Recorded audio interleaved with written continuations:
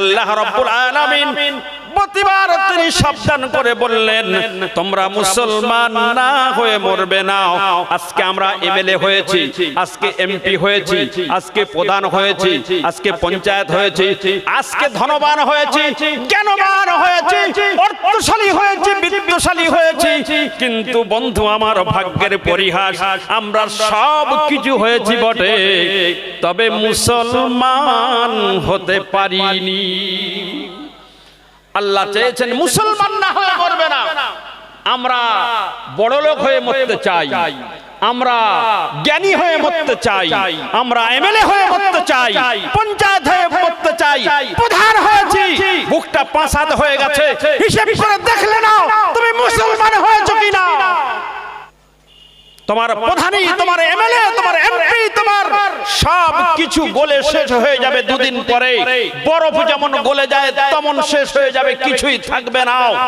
কিন্তু মুসলমান হয়ে যদি তুমি দুনিয়া থেকে যেতে পারো, তুমি চিরস্থায়ী একটা সুখের জায়গা পাবে, তার নাম হলো জান্নাত। জোরে বলুন সুবহানাল্লাহ।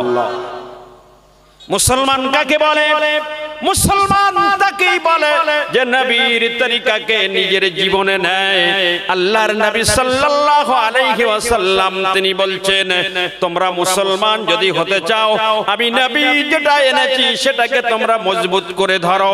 আল্লাহ রাব্বুল আলামিন কোরআনের মধ্যে বলেছেন, ওয়া মা আতাকুমুর রাসূলু ফাখুযুহু ওয়া মা নাহাকুম আনহু ফান্তাহু। আমার নবী যেটা এনেছে, আমার নবী যেটা তোমাদেরকে দিয়েছে সেটাকে মজবুত করে ধরো। আল্লাহর নবী হেরা গুহাতে চলে গেলেন। কোথায় গিয়েছে কথা বলুন?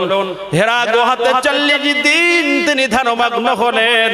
আল্লাহ রাব্বুল আলামিন তারপরে তার কাছে একটা সম্পদ তিনি দান করেছেন। তাই শায়ের বলছেন, কম্বি রহিমন উদাসী হেরা গুহার মাঝে, কম্বি রহিমন উদাসী হেরা গুহার মাঝে, কার বিরহে চোখের পানি ঝরায় সকাল সাঁঝে, ঝরলো বাড়ি কিসের আশায়, বাঁধলো বাসা হীরা গুহায়, কার বিরহের আকুলতা অন্তরে তার বাজে।